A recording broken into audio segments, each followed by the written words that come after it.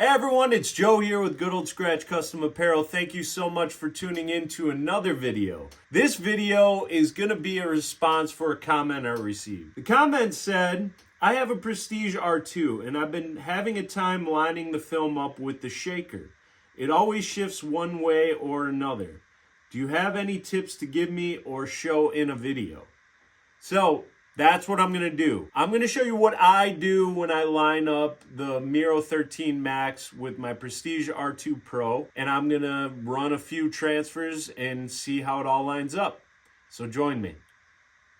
Okay, so setting up for your Miro 13 Max powder shaker right below your DTF printer.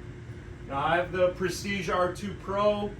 I do believe as long as it's a 13-inch printer you're using, if you have other types of DTF printers, you can use the Miro 13 Max Pro, but also check somewhere else to make sure that that's right. I'm going to say yes, because theoretically this is a standalone machine and will work with DTF prints. My setup is exactly in line with where the print is going to come out. So when you set up your your Miro 13 Max Pro, just make sure that it can be just below your DTF printer. You don't want it exactly horizontal, straight on. You want it to be below it. I have mine on Apple boxes right now. It's sturdy.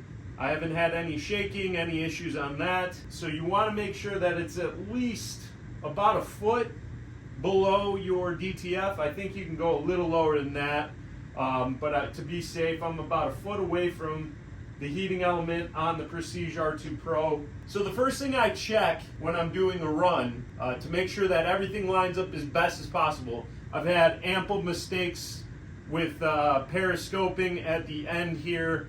I haven't really dialed it in to be perfect, but these are just things that you're going to want to check when you're setting up for a large run. Now, you're going to be using roughly about 5 to 6 feet of the PET film, which unfortunately gets wasted. But this is what I check when I first set up. I make sure that the roll of the PET film in the back is completely taut. So I wind it all the way back. I make sure that the roll itself isn't periscoping. There isn't any kind of, it's not coming off track in the back. It should be kind of locked into place on the Prestige R2 Pro. There is a core holder in the back to lock it in. Then what I'll do is I'll release the pinch wheels and lift that up, and I'll actually just manually lightly pull on the PET film to make sure that it's as straight on as it can be, and then I'll close the pinch wheels. So everything in the back looks good. Next, you just want to make sure that your ruler gauge here on your Miro 13 Max lines up as best as possible with where the print's going to be coming out. You don't want to start at the edge. You want to give yourself a little bit of margin. And then what I'll do is start feeding it.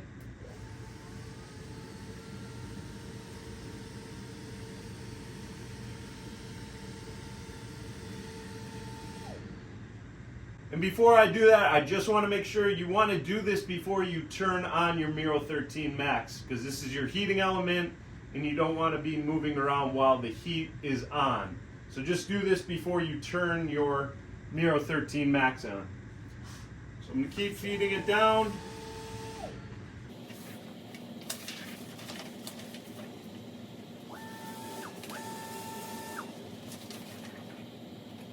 Open that up just to see where it's coming out.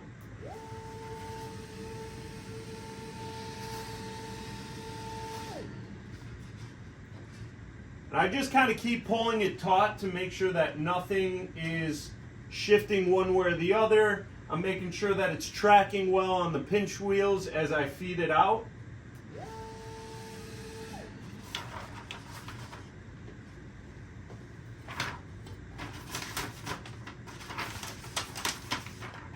And we're going to go below the tension bar here.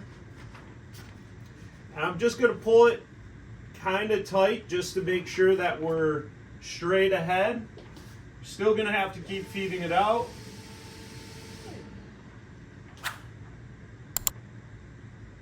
So everything looks good from here.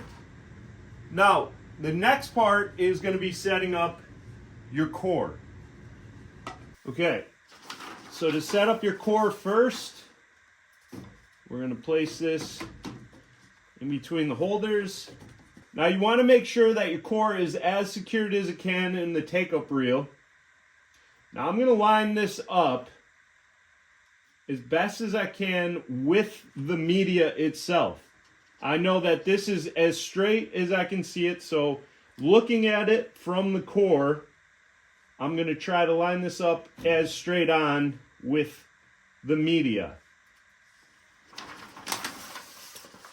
Once I have that done,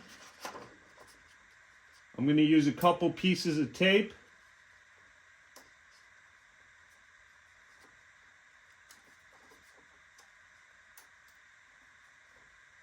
Tape that down. Now, make sure that you then secure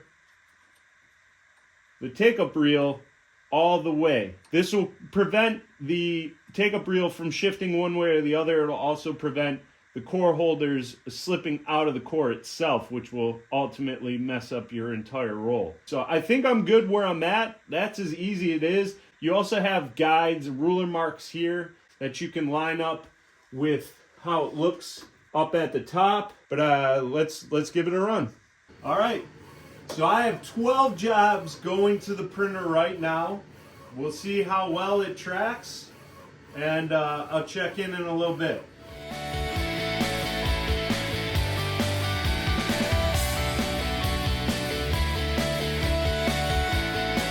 Okay, so I want to give you an update. We're over 60% of the print is done.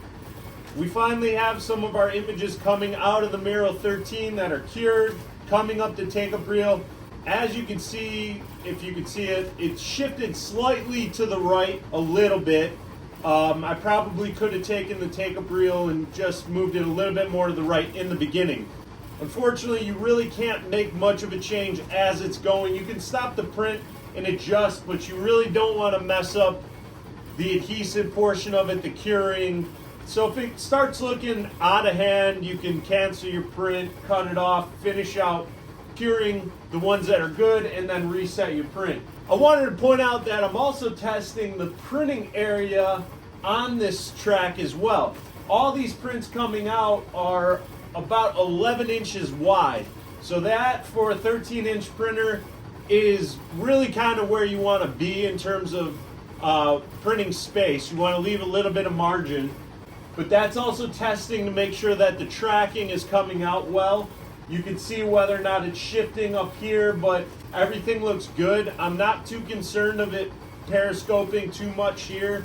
I only have 12 prints, but it looks like we're good to go.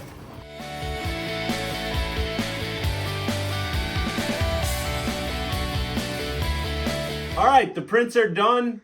As you can see, I had a little bit of periscoping in the beginning, but as time went on, it did start staying on track. It does sometimes do that, but if you notice that it continues to feed one way, that your Miro 13 Max might be shifted or offset a little bit, I would recommend just stopping your print and then starting all over, making sure that everything is straight on. It will take some trial and error, but it does have helpful tools like these rulers and guidelines to make sure that everything is positioned as straight on underneath your DTF printer. It is a workhorse, as you can see. This whole job for 12 full-size prints took about 20 minutes, so it wasn't that bad time-wise. So I'm happy with these results. I hope that cleared up some of the issues that you had.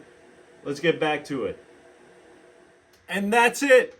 I hope that sort of helped. Again, this is all kind of trial and error. I know that doesn't always sound great. It is pretty simple. I would say your Miro 13 Max does have wheels on it. So if you notice shifting one way or another, you may want to make sure that it's locked into a neutral place. Mine is currently set on some Apple boxes and doesn't move at all, but you do want to just take the time to make sure that you're lining up your film with the Miro as it's coming through your DTF printer, whichever one you're currently using. But the Miro 13 Max, once it's lined up, as you saw, it had no problem kind of winding up correctly. I had a little bit of periscoping, but that was no big deal. I wasn't sweating it. But yeah, I hope that helped. I hope that cleared up some concerns. If any of you are looking for a Miro 13 Max powder shaker or a Prestige R2 Pro, any DTF accessories, you can check out the link that's in the description below. Keep leaving the comments, keep leaving some engagement. I really do appreciate it. It helps me create these videos. Make sure you hit that thumbs up, like, subscribe, all that fun stuff too. Thank you all so much, and keep being a rock star. I was thinking quite a lot about one thing